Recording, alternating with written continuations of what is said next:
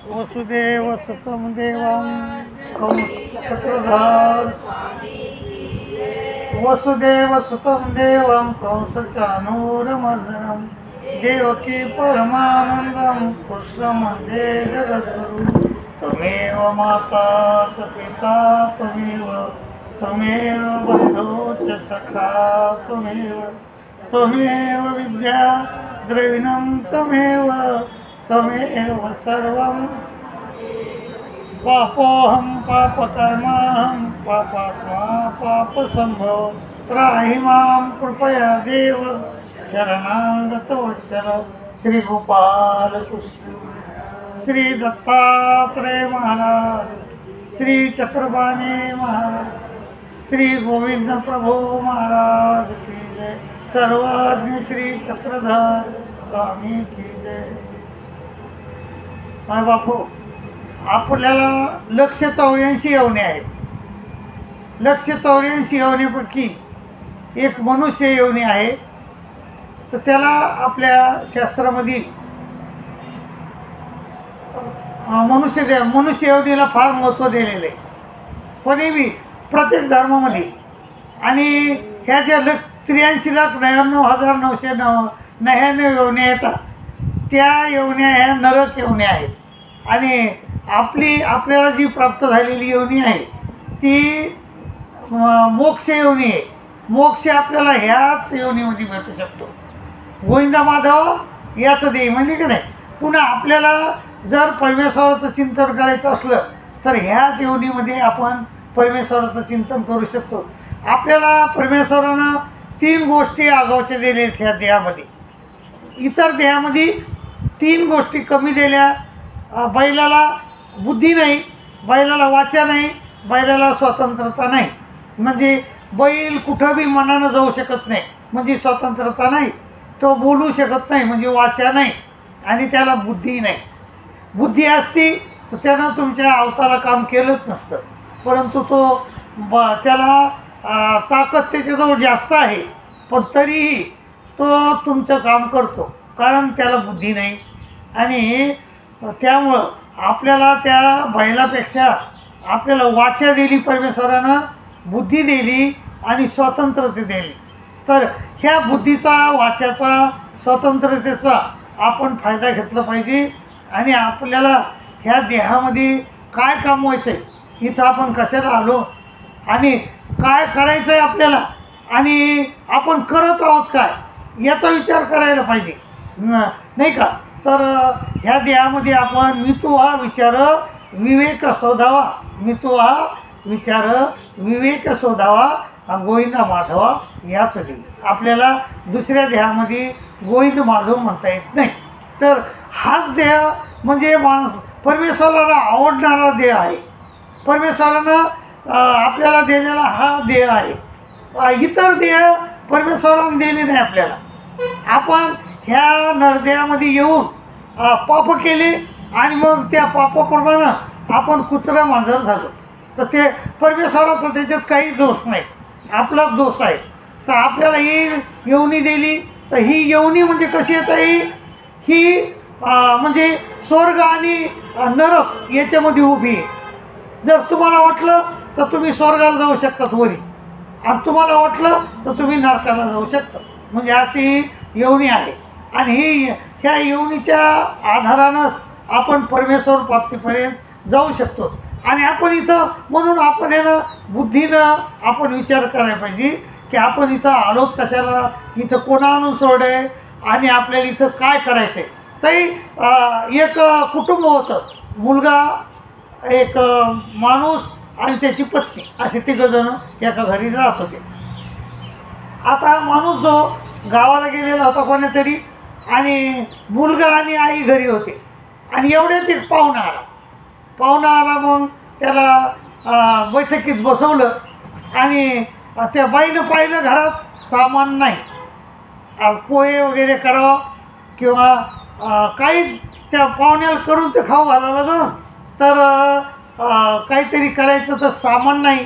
तर मग त्या मुलाला बोलवलं त्या बाईनं आणि बोलल्यानंतर त्याला सांगितलं की जाय बाबा तू बाजारात आणि रवा आण, साखर आण आणि तूप आण. म्हणजे याच्या मड्यावर आपण शिरा करून हो घालू. हे काय तसं जाणार नाही. आणि मग त्या पोरानं घेतले पैसे आणि बाजारात गेलं, पण तिथं गारुड्याचा खेळ सुरू होता. गारुड्याचा एका हातात त्या गारुड्याच्या साप होता, एका हातात मुंगूस होतं.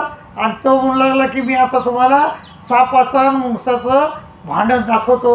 मग आता हे पोरगं लेकरू लहान, हे लेकरू गेलं आणि ते खेळ पाहण्यात दम झालं. आणि ते खेळ मोडला, घंटा झाला ते खेळ बघायले. आणि खेळ बघितल्यानंतर याला मग विसरून गेलं नाही, लेकरू ते काय आणायचं विसरून गेलं. आणि मग विसरून गेल्यानंतर काय झालं, मग त्याला वाटलं आता आईनं तर धाडलं आपल्याला, पैसे तर आपल्याला दिले, पण काय सांगितलं होतं हे आपण विसरून गेलो. आणि मग त्यानं काय केलं ते त्यानं घेतला मांज्या, चॉकलेट आणि पतंग. त्याला जे आठवलं ते घेतलं त्यानं.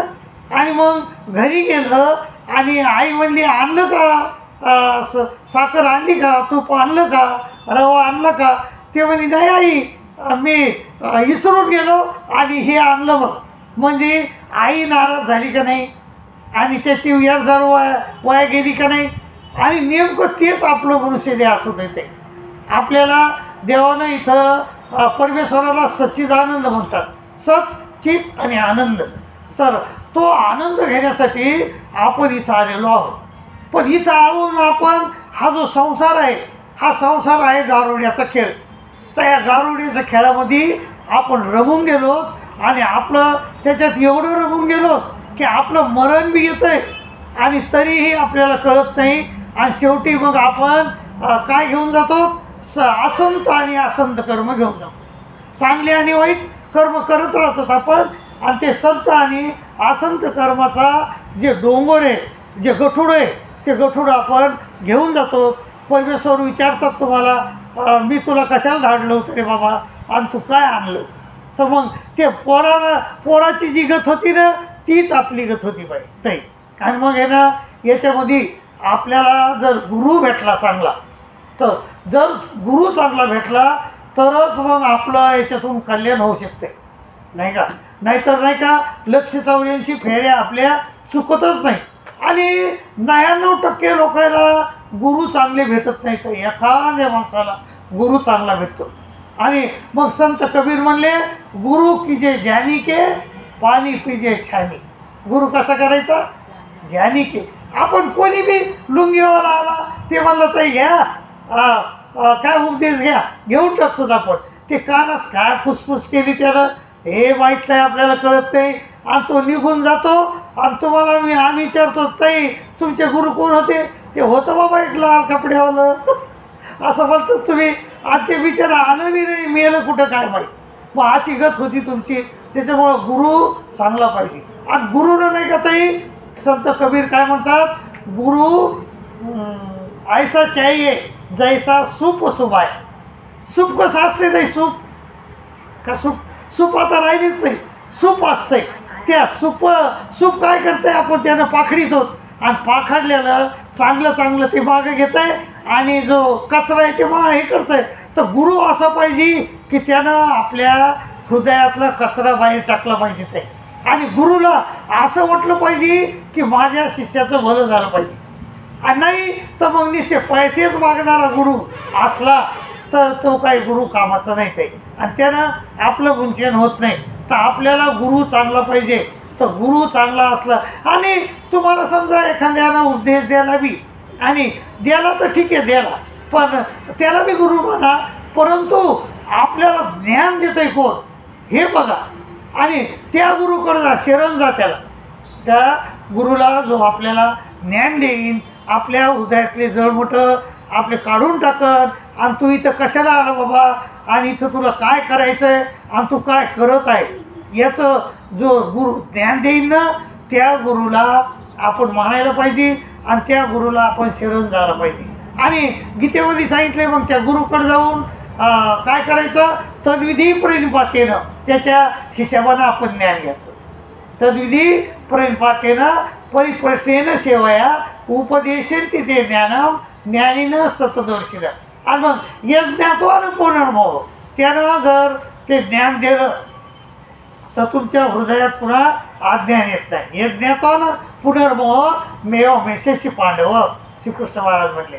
आणि तुझी गती भली होईल. मग त्यामुळं ताई आपण आपला गुरु कोणचा बी असो, तो गुरु जर तुम्हाला ज्ञान देत असला तुमचा तर ठीकच आहे. पण ते जरी गुरु ज्ञान देत नसला तर आपण अशा गुरुच्या शोधात निघलं पाहिजे की जो गुरु आपलं कल्याण इच्छीन आणि आपलं भलं करीन, आपल्या हृदयातले जळमटं काढून टाकीन आणि आपल्याला सांगन की तू इथं आलास कशाला, तू इथं करतोस काय आणि तुला करायला काय पाहिजे. हे आपण आपल्याला गुरुनं आपल्याला सांगितलं पाहिजे. आणि गुरुचं बी तुम्ही ऐकलं पाहिजे. तर ताई मी तुमच्या मागं 3 दिवस झाले आहे की नाही, पण तरी तुम्ही माझं ऐकतात का? मग तसं नाही, ते गुरुचं ऐकलं पाहिजे तरच. आज संसार तुम्ही आज करायचे का संसार?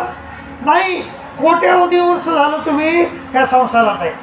आणि तुम्हाला कितीही बारे लेकरं झाले, कितीही बारे मेले, तुम्ही किती बारे म्हणजे कोण्या बळ्यामध्ये गेले, कोणी मांजर झालं, कुत्रं झालं, काही झालं तर पण आपल्याला गुरु चांगला भेटला नाही आणि आपल्या हृदयातले जळमटं निघून गेली नाही आणि आपलं कल्याण झालं नाही.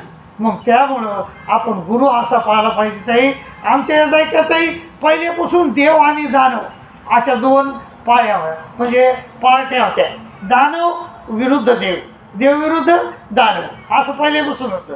तर तो दानव जे होते त्या दानवाचा गुरु होता शुक्राचार्य.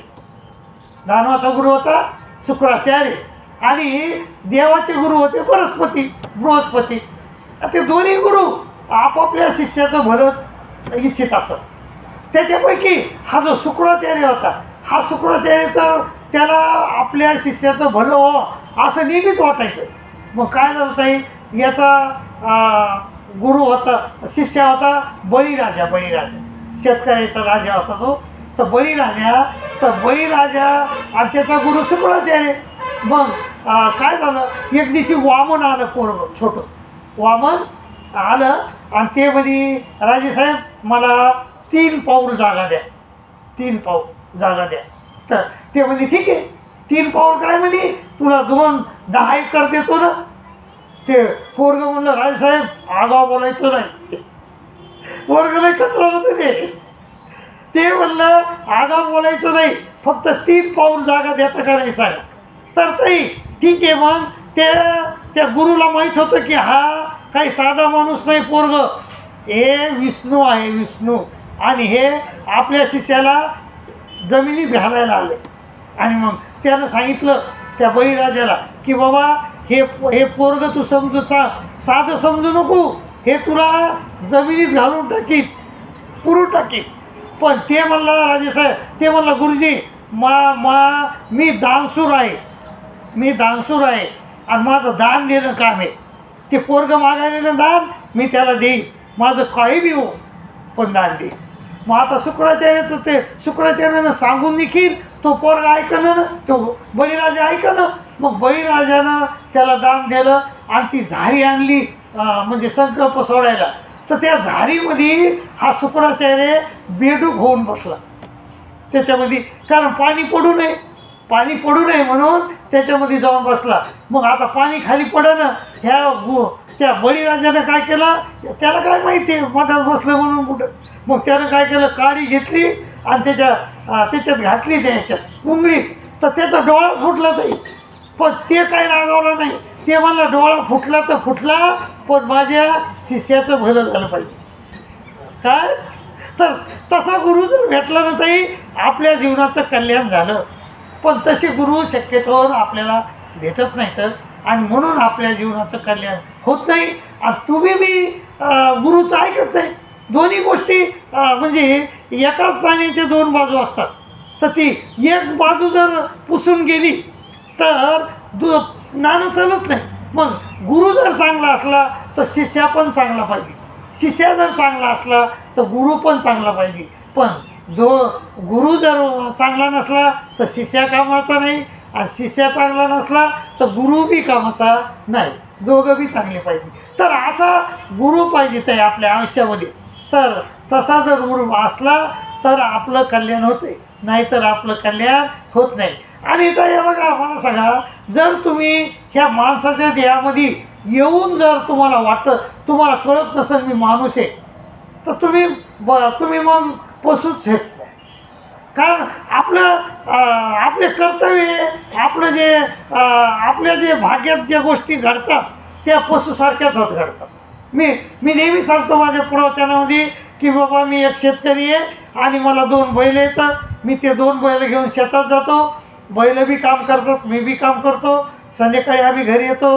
बैल कोठ्यात झोपतात, मी घरात झोपतो. बैल बी बैलाचा विचार करत नाहीत आणि मी बी करत नाही. मग मी कोण आहे? मग मी बैलाचे करे. मग तशी गत आपली होती. ताई, आपण जर आपल्याला मी माणूस आहे हे जर कळालं नाही, कितीक लोक आहेत ताई, त्याला ते माणूस आहेत हे त्याला वाटतच नाही.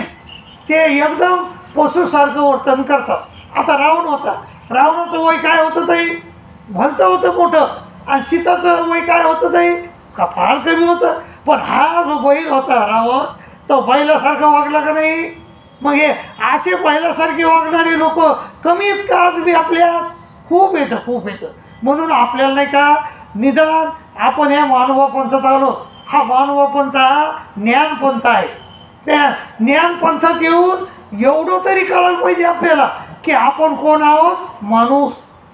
आपल्या तितकं जरी कळालं तरी तुम्ही फार कमवलं. तुम्हाला जर कळालं ना मी माणूस आहे, मी बैल नाही. कारण बैलाजवळ 3 गोष्टी कमी येतात. बैलाला बुद्धी नाही, बैलाला वाचा नाही, बैलाला स्वतंत्रता नाही. मला वाचा आहे, मला बुद्धी आहे आणि मला स्वतंत्रता आहे, म्हणून मी बैल नाही. ताई तुम्ही बैल आहेत? नाही, बैल नाही.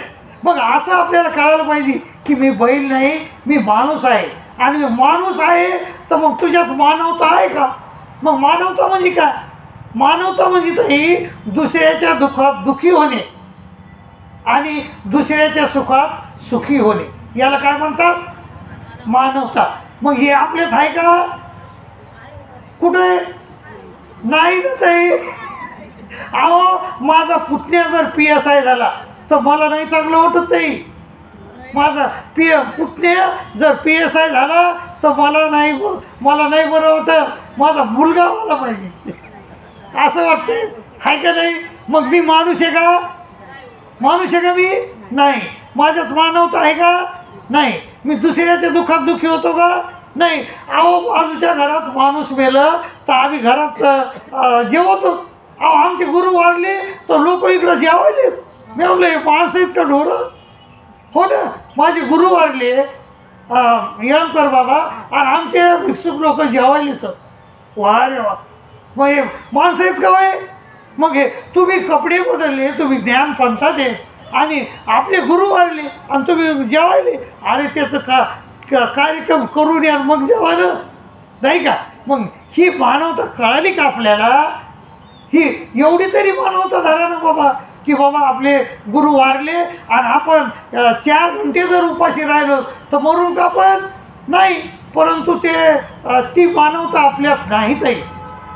आणि माणसानं कपडे बदलून मानवता येत नसते ताई. नाही ती काय. आणि नाही संतपण मिळत आहे हाटी. मिळत आहे बाजारात मिळते संतपण नाही, आपल्याच जवळ आहे. ते आपल्याला जागृत करावं लागते. ते संतपण बाजारात भेटत नाही. आता आपल्याला जागृत करावं लागते ताई. म्हणून नाही का आपल्याला आपण माणूस आहोत हे तरी कळालं तर तुम्ही फार कमवलं. कारण मला सांगा, तुकडोजी महाराजांनी एक भजन लिहिलं की माणूस द्या माझं माणूस द्या, अशी भीक मागता प्रभू दिसला का नाही? तर काय करू लागला प्रभू? त्याला प्रभू दिसला तुकडोजी महाराजाला, पण ते प्रभू काय करू लागला? भीक मागू लागला. कशाची? पैसे नाही, पण माणूस द्या. तर मग याचा अर्थ की आपण जे दिसतो ते माणसं नाहीत. मग आपण मग आपल्याला कळायला पाहिजे की मी माणूस आहे. हेच महत्त्वाची गोष्ट आहे ते ह्या. आणि माणूस आहे हे कळल्यानंतर दुसरी स्टेप आहे की मी माणूस आहे तर मी काय करायला पाहिजे, काय करायला पाहिजे, मी काय म्हणजे राम राम रामायला पाहिजे का घरी, नाही, मी ते तर करावंच लागेल आपल्याला, परंतु मी अध्यात्माला एकतरी तास द्यायला पाहिजे, नाही का, मी देवाचं चिंतन केलं पाहिजे. पण हे तुम्हाला सांगत आहे कोण, कोणीच सांगत नाही. ज्यावेळेस तुम्हाला गुरु चांगला भेटत त्यावेळेस तो तुम्हाला सांगत, त्यावेळेस तुम्हाला समजत आहे. आणि मग नंतर आपण काही लोक करतात त्याप्रमाणे आणि काही नाही करत. मग आता ताई ह्या जीवनामध्ये येऊन तर आपल्याला मग काय पाहिजे बरं, ह्या जीवनामध्ये येऊन आपल्याला आपल्या जीवनामध्ये माणुसकी आली पाहिजे, मानवता आपल्यात आली पाहिजे का नाही, मानवता. आणि मला सांगत आहे आपण थोड्या मोठ्याचे चरित्र पाहिले पाहिजे. थोडे मोठं आपले जे पहिले लोक जसे शिवाजीराजे होते, आपले स्वामी होते, आपले हिरायसा माता होत्या, आपल्या नाती नागायसा होत्या, भटोबास होते आपले, हे कसे वागले आणि ते कसे वागले ना आपण कसे वागायलो, मग आपलं कुठं चुकायले का वागण्यात, याचा आपण विचार केला पाहिजे. आणि मग असा विचार केला पाहिजे की शिवाजीराजासाठी शेकडो लोक मेले, त्याच्यासाठी अहो तो नावी होता, नावी, ते नावी म्हणला शिवाजीराजे मी तुम्ही सारखे दिसतो तर तुम्ही जाऊ नका त्या याच्याकडं मुसलमानाकडं, मी जातो, मला मारू दे त्यानं. आणि त्याला माहीत होतं की माझं मृत्यू जवळ आलेला आहे. कोण कोण स्वतःला मृत्यूच्या दाढेत ढकली नो, परंतु शिवाजीराजासाठी त्या माणसानं स्वतःला मृत्यूच्या दाढेत ढकलीलं आणि त्या मुसलमानांनी त्याला मारून टाकलं. पण मग शिवाजीराजासाठी शेकडो लोक मरत आहेत, मग माझ्यासाठी न मरू द्या पण मी मरू नये असं तरी इच्छा करणारे लोक आहेत का जगामध्ये, का होत आहे, मी मरू नये असं तरी इच्छा करणारे लोक जगामध्ये आहेत का, याचा आपण विचार केला पाहिजे. आपल्यासाठी न मरू द्या, कोणी न मरू द्या, परंतु मी मरू नये असं तरी इच्छा करणारे लोक आहेत का नाही ताई. तर मग मी ताई त्याप्रमाणे काम केलं बरं का. मी नोकरीत होतो तरी लोकांचं हित बघत होतो. आणि मी पुन्हा मग आता कपडे घेतले, मग मी म्हणलं मी कपडे का घेतले, तर मग मला वास्तविक वर्गाचं भलं करायचं आहे. आता जे भिक्षुक वर्ग तर ते तर भलेच आहेत विचारे, त्याचं तर ते देवाच्या पदरात पडले, त्याचं तर चांगलंच होणार आहे. पण प्रॉब्लेम आहे आमच्या वास्तविक वर्गाचा. मग वास्तविक वर्गासाठी आपण काहीतरी केलं पाहिजे. मग मी गुरुजीला माझ्या आज्ञा विचारली. गुरुजी म्हणलं मी आता तुमच्याजवळ राहत नाही. मग ते कुठं जातं, मग म्हणलं मी गावगाव फिरतो आणि वास्तविक काय करायलेत बघतो, काय त्याला धर्म कळतो का, त्याला काही कळतं आहे का, त्याला परमेश्वर कळतो का. स्वामी 56 वर्षे महाराष्ट्रात फिरले आणि त्यानं काय केलं हे माहिती आहे काय तुम्हाला. 56 वर्षे स्वामी महाराष्ट्रात तुमच्यासाठी फिरले आणि त्यानं काय सांगितलं हे तुम्हाला माहिती आहे का, नाही माहीत. तर मग ते तुम्हाला माहीत झालं पाहिजे. आपल्याला स्वामी समजले पाहिजे की स्वामीनं आपलं राज्य वगैरे सोडून आले इकडं महाराष्ट्रात, आपल्यासाठी फिरले आणि आपल्याला त्यानं काय सांगितलं हे आपण विचार केला पाहिजे. काही सांगितलं नाही त्या देवानं आपल्याला फक्त काय सांगितलं, 9 प्रकरणं, पुन्हा दृष्टांत सांगितले त्या 9 प्रकरणावर आणि आपल्याला विचार मालिका सांगितल्या, आचार मालिका, म्हणजे एवढंच सांगितलं. आणि एवढंच जरी तुम्ही केलं तर तुम्हाला स्वामी आमचे समजतात. मग हे जर तुमची तयारी नसेल करायची तर तुम्ही ह्या माणूस देवानात येऊन तुम्हाला ह्या ज्ञानपंथात दिलं देवानं जन्म, आणि मग तुमचा काय फायदा आहे सांगा, काहीच फायदा नाही ना. तर ह्या जन्मात येऊन आपण काहीतरी केलं पाहिजे. आता हे बघा आपण आपल्या आजोबाचं शेत खातो का नाही, शेत कोणाचं खाता, पंजोबाचं, त्याच्या घरात राहतो नाही का, त्याचं रक्त आपल्या अंगात आहे, पण त्याचं नाव माहीत आहे का आपल्याला, आपल्या पंजोबाचं नाव माहीत नाही माहीत. पण आपल्याला महात्मा गांधीचं नाव माहीत आहे का नाही, काहून बाबा, ते आपला आज आहे का नाही, त्याचं आपण खातोत का काही नाही. मदर टेरेसाचं खातोत का आपण काही नाही, ती पजी होती का माझी नाही. पण मला तिचं नाव माहिती आहे, पण माझ्या पणजीचं नाव माहीत नाही का? कारण तिनं मदर टेरेसानं आपलं रक्त जनतेसाठी जाळलं आहे की नाही. बाबा आमटेनं आपलं रक्त जनतेसाठी जाळलं. मला सांगा ताई, बाबा आमटेला काही गरज होती का? तो MBBS होता, त्याची बायको MBBS, त्याची सून MBBS, पोरगा MBBS. 4 दवाखाने टाकले असते तर करोड रुपये कमिले असते का नाही? कमिले का? तुमच्याच इकडे येत ते. कुठं राहतात ते? कुठं राहत होते ते? इकडंच येते, इकडचेच येत ते. इकडं आश्रम आहे कोणचा नाही द्यायचं. मग मला सांगा, त्याचं नाव त्याला भारतानं पद्मश्री दिली का नाही? तुम्हाला दिली कोणी? काऊन नाही दिली? तुम्ही तुमचं कसं आहे, मी माझा संसार, माझे लेकरं, माझी बायको, याच्या पलीकडे तुम्ही जाता का? नाही जात. जनतेचं भलं व्हावं, आपल्या शेजाऱ्याचं भलं व्हावं असं तुम्हाला वाटतंय का? नाही. मला सांगत आहे, एका सोयीनं 5 गाई बांधल्या आणि 5 गाईला खाला टाकलं नाही, 4 गाईला टाकलं, 1ला टाकलं नाही. ह्या 4ला दुःख होईन का? होईन का? ते 4 गायला दुःख होईल का?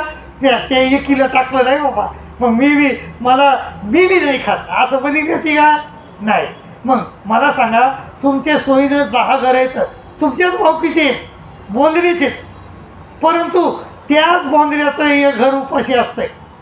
पण तरी हे 4 घरं म्हणतात का आमचं घर उपाशी आहे, आणि त्याच्यासाठी तुम्हाला दुःख होतं आहे का? मग तुम्ही बैल नाही तर का? मग सांगा तुम्ही, जेव्हा तुमच्या ती माणुसकी येत नाही, तुमचं हृदय जेव्हा लोकांसाठी पिळवटन, तुमच्या हृदयात जेव्हा पाझर फुटन. आमच्या एक दिवशी आमची मादाई सगळे का भिक्षाला जाऊ लागल्या आणि एक खराब झालेलं लेकरू अंग सगळं, म्हणजे खेळू शेंबूड आलेलं, आणि ते लेकरू चक्रधर म्हणलं. तर त्या पोरी मादायसन आमच्या त्याला उचलून घेतलं, आपल्या पदरानं त्याचं तोंड पुसलं. कारण काय? हृदयामध्ये तिच्या दया होती. आपल्या हृदयात दया पाहिजे. ताई, लोकांसाठी आपलं हृदय पिळवटलं पाहिजे, नाही का? आपल्याच लेकरासाठी पिळवटत आहे, आपल्याच घरच्यासाठी पिळवटत आहे, तर हे नाही, सगळ्यासाठी पिळवटलं पाहिजे. ताई, माझी बहीण एका गावात दिलेली, त्या गावामध्ये 4-5 घरं उपदेशाचे आहेत, पाटलाचे. आता मग त्या पाटलाच्या बायानं मला बोलवलं आणि मला म्हणलं, बाबा तुमची रूमची सोय केली आणि तुम्ही आम्हाला येऊन 9 प्रकरणं सांगा. मग गेलो मी कोणाच्या घरी जायला पाहिजे? बहिणीच्या? कोणाच्या?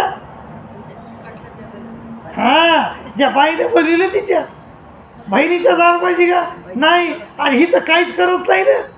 मग हिच्या घरी आपण जाणार. आणि मी गेलो बी नाही. आणि मग ती मास्तरीण आहे आमची बहीण, मास्तरीण 1 लाख रुपये महिना आहे. आणि मग एक दिवशी पाय आदळीत आली माझ्याकडे. 4 रोज आलीच नाही, 1 रोज आली पाय आदळीत. मला म्हणली, अण्णा तू ह्या तो या बहिणी आहेत का? आणि मी नाही का तुही? मी म्हणलं, नाहीच तू माझी बहीण, ह्याच खऱ्या बहिणी आहेत. अहो, ज्या माझ्या देवाच्या ज्ञानाचा अभ्यास करतात त्या माझ्या खऱ्या बहिणी आहेत. ज्या माझ्या परमेश्वराचं 9 प्रकरणाचा अभ्यास करतात त्या माझ्या खऱ्या मुली आहेत. मला 2 मुली येतात, पण त्या काहीच गावाच्या राहतात. मग त्या माझ्या मुली आहेत का? नाही. तर मग ती म्हणली मग आता यायच्याच घरी असेल का तू? हो, त्यानं बोललेलं आहे मला, त्या शिकायल्यात. आणि मग ती गेली तावानं, पण तिने विचार केला असेल की हे म्हणतं हे खरं आहे. मग ती आली पुन्हा. ती म्हणली, आता मग मला सांग की मी तुझी बहीण कशी होईल?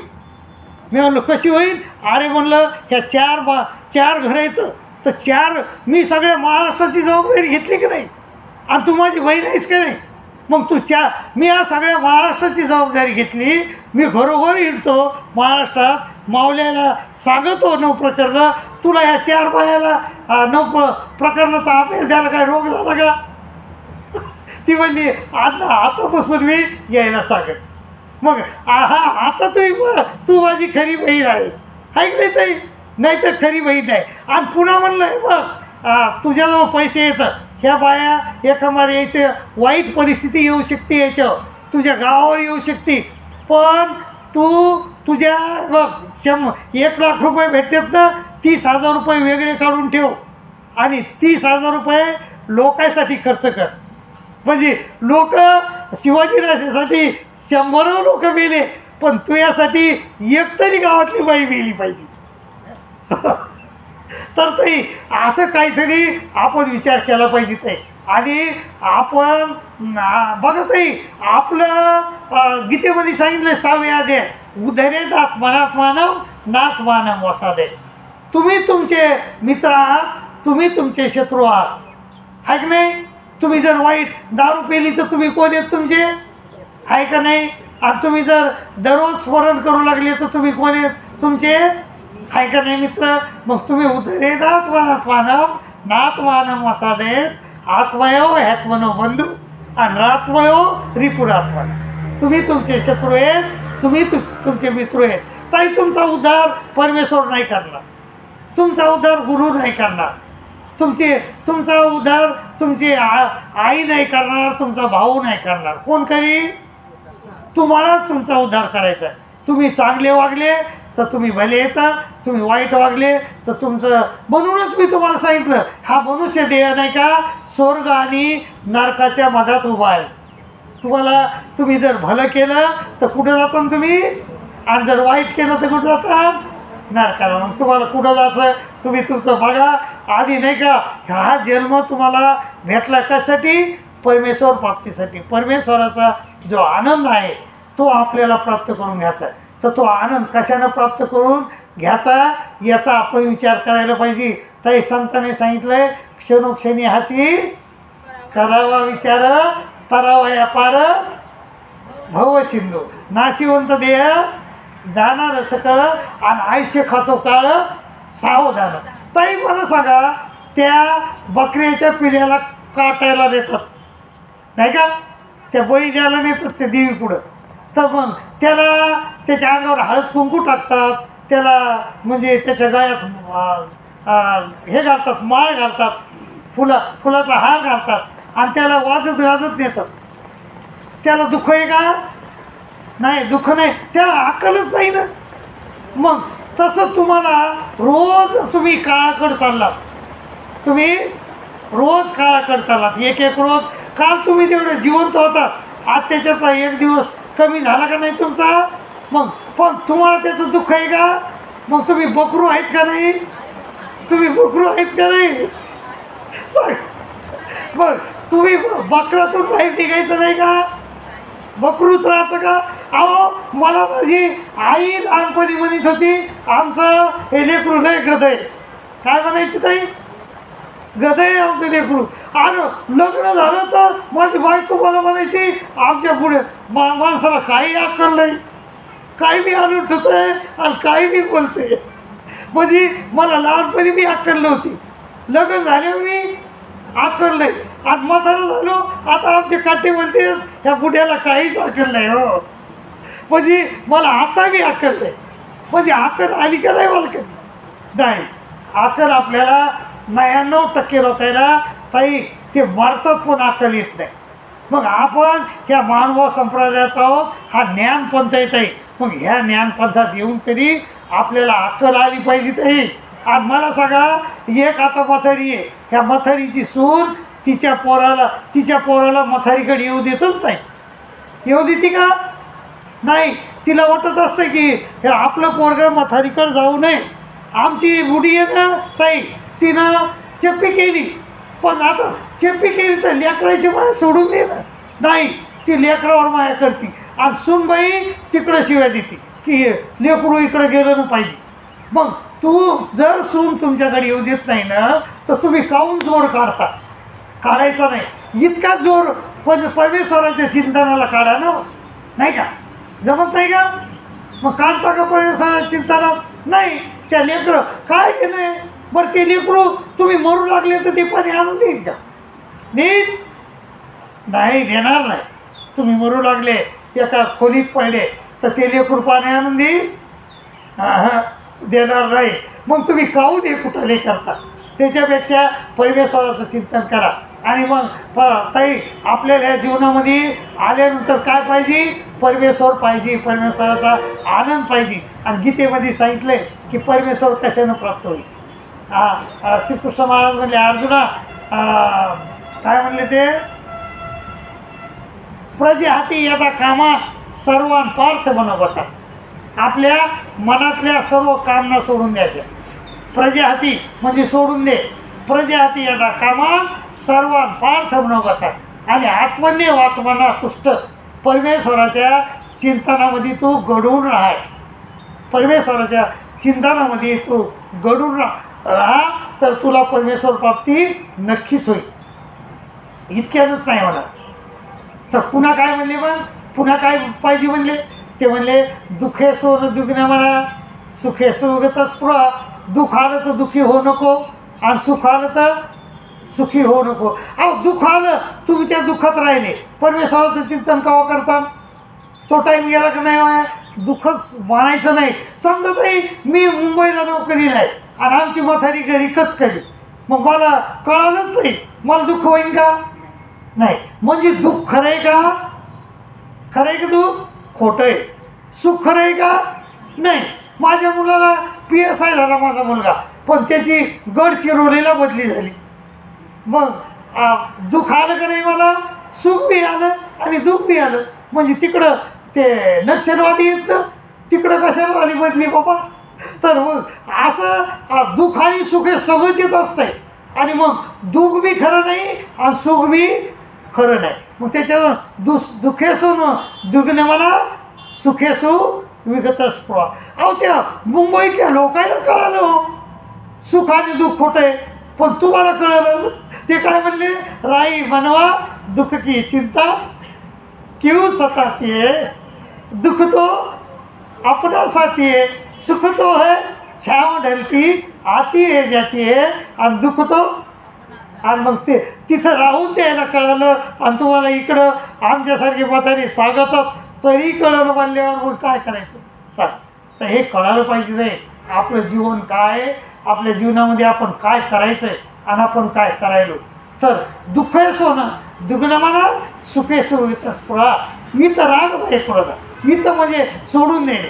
राग भय क्रोध सोडून द्यायचं. क्रोध तर नाही आपल्याला सोडून द्यायचा.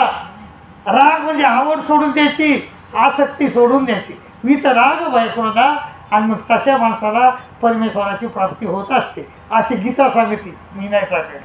तर पुन्हा काय म्हणले? ते म्हणले यदा सहनते चायन कुर्मोंगानी व सर्वशा. ताई तुम्ही शिव मंदिरात जा, शिवाच्या मंदिरात, तर गेल्या गेल्या तुम्हाला दिसतंय ते कासव. तुम्ही पाहिलं का नाही काय माहीत, पण मी अनेक शिवमंदिरात गेलो हेमाडपंथी. तर त्या हेमाडपंथी मंदिरात ताई गेलो की ती कासवाची प्रतिमा असते. आणि का बरं कासव तिथे? ते कासव आम्हाला सांगत आहे ताई की तू मी जसे हातापायी मदत घेतो ना तसे आता इथं चांगल्या बाय येते ना, म्हणजे पावडर लावून येते ना आणि चांगले दागिने घालून येते ना, तर तुझे इंद्रिय तुला आवडता आले पाहिजे असं कासव सांगते. आणि मग ज्याला नाही का ताई इंद्रिय आवडता आले, यदा सहरते चायम कुर्मोवानी सरशा इंद्रियार्थे बे तसे प्रज्ञा प्रतिष्ठित. ज्याला इंद्रिय ताब्यात आले जितसंग दोषा असं म्हणले. निर्माण एकच गोष्ट 1000 बारे सांगितली देवानं, एकच गोष्ट 1000 बारे.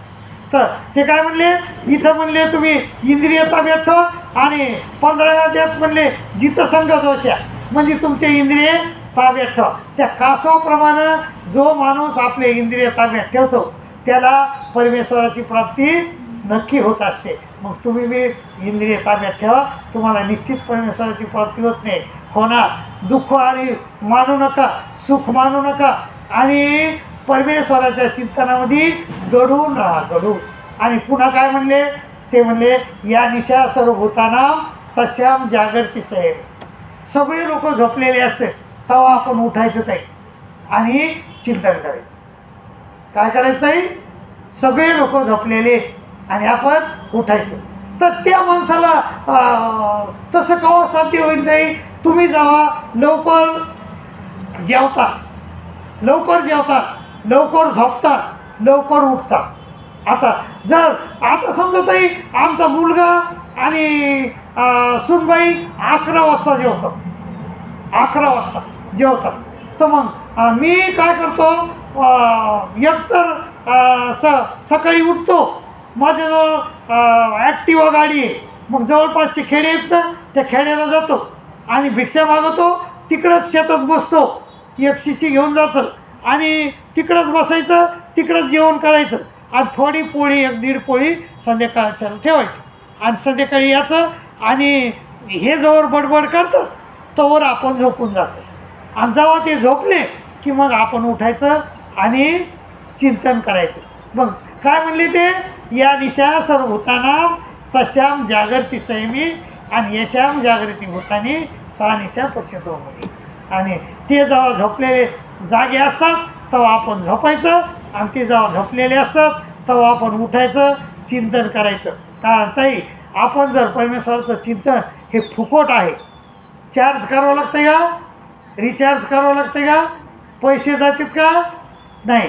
आपलं काम खराब होते का, नाही. तुम्ही भावाकडे जातात दिवाळीला, पण बसमध्ये बसतात, पण देवाचं चिंतन का नाही करत? करता. हां, करायच पाहिजे ते. मग तुम्ही माणसात आले, मग याचा अर्थ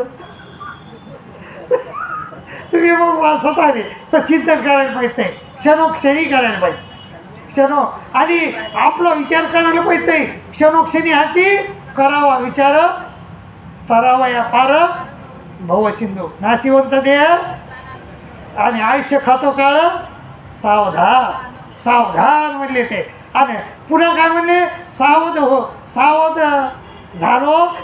झालो, पुन्हा म्हणत आहे, सावध झालो आलो हरीच्या जागरणा. काय झालं ताई, सावध झालो आलो हरीच्या जागरणा. परमेश्वराच्या चिंतनात आलो, आता मी सावध झालो. आणि आजवर काय होतं, बेसावध. हो, काय होतं ताई, बेसावध. आता काय झालो, सावध. आणि ताई आणि पुन्हा काय करायचं, कुणाचे हे देह, कोणाचा देह, काळाचा. धन कोणाचं आहे, कोणाचे देह, हा देह कोणाचे, हे घर कोणाचं घर आहे, आपलं नाही. आता काही लोक म्हणतात हे मंदिर माझं आहे. अरे काय यायचं, तो मंदिर तुझा नाहीस, तो मंदिर काय तुझं आहे? अरे मंदिर देवाचं आहे, आपलं काही नाही. ते इथं काही नाही आपलं. हां, मग काय म्हणले ते, हा देह कोणाचा, आत्माराम त्याचा तोची जात. आणि मी तो हा विचार विवेके शोधा, विवेकानं गोविंद माधव याच देहामध्ये तुम्ही गोविंद माधव म्हणू शकतात. त्यामुळं मायबाबो माऊले हो, संध्याकाळी लवकर झोपायचं. आणि नाही तर आमच्या मुलाचं वजन किती आहे, 1.5 क्विंटल. कशामुळं, केव्हा जे होतं कधी उठत आहे. आज सुनबाईचं वजन किती, 3 क्विंटल. काहून, कधी बी खाचून काही खाचलं नाही, संयम ठेवायचा.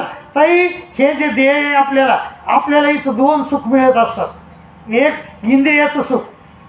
समजा ताई तुम्ही किती बी आंबे खाल्ले तर तुम्हाला काय होईल, रोग. काय होईल, भोगे रोग भयम, सुखे क्षय भयम, विद्येसुराज्ञे भयम. तुम्ही जर एकच गोष्ट लय खाल्ली किंवा एकच गोष्ट लय केली, इंद्रियाचं सुख जर घेत राहिले तर तुम्हाला रोग ठरलेला आहे. पंडूराजाला रोग झाला का नाही, ठरलेला आहे. आणि त्याच्यात तुमचा मृत्यू होणार. परंतु आमच्या परमेश्वराचं चिंतन तुम्ही कितीही बी करा, तुम्हाला रोग होईल नाही. त्यामुळं ताई जाऊ द्या. आता काय नाही का, आता सकाळच्या पाया माझे दंड होतं, माझे बरं. आपुलाले चित्त शुद्ध करा आणि काय करा, हित ते करा, देवाचे चिंतन करून या म्हणे एकविध. आणि तुका म्हणे ये लोकीच्या व्यवहारे, नका डोळे धुरे भरून राहू. डोळ्यामध्ये धूर गेले असं राहू नका. ह्या संसाराकडे बघा, हा संसार दुःखमुळं आहे, चोहीकडे इंगळ. आणि विश्रांती नाही कुठे, रात्र दिन तळमळत आहे. पण 3 कुत्र्या मागं लागल्यात आपल्या, काम क्रोध लोभ सुनी पाठी लागली वाढाळं. मग ह्या 3 कुत्र्यातून तुम्ही बचू शकत नाही. मग त्या बचण्याचा मार्ग एकच आहे, तर तो म्हणजे परमेश्वराचं चिंतन करणे आणि नेटानं करणे. ते नाही तर करायचं म्हणजे करायचं नाही, नेटानं करायचं. आणि मग तमावले हो, आता मी तुम्हाला एकच विनंती करतो की संध्याकाळी झोपताना परमेश्वराचं चिंतन करीत झोपा आणि सकाळी उठलो की तुमच्या तोंडाला चक्रधर आलं पाहिजे. आमचे शिवाजीराजे असा हात ठेवीत जगदंब बोलीत. काय म्हणे बोलीत का नाही? आता तुम्ही जगदंब म्हणू द्या, तुम्ही म्हणा चक्रधर म्हणतात, म्हणत आहे. म्हणा तुमचं भलं होईन ते. आणि हा देह काही पुन्हा पुन्हा मिळणार नाही. आणि आपण थोरा मोठ्याचा अनुकरण केलं पाहिजे. थोरा मोठेचं उपदेश आपल्या हृदयात ठेवलं पाहिजे. ते कसे वागले हे आपण पाहिलं पाहिजे. आणि आपण तर संत नाही होऊ शकत, परंतु संताच्या पायावर पाय टाकून, मला म्हणले लोक तुम्ही संत आहेत. मिळालं मी संत नाही बाबा, मी संताच्या पायावर पाय टाकून चालण्याचा प्रयत्न करतो. तर तसं निदान पायावर टाकून तरी चला. तुम्ही जिजाबाई नाही होऊ शकत, पण जिजाबाईच्या पावलावर पाऊल टाकून चालण्याचा प्रयत्न करा आणि आपलं भलं करून घ्या. एवढीच विनंती करतो. दंडोत प्रणाम, दंडोत प्रणाम.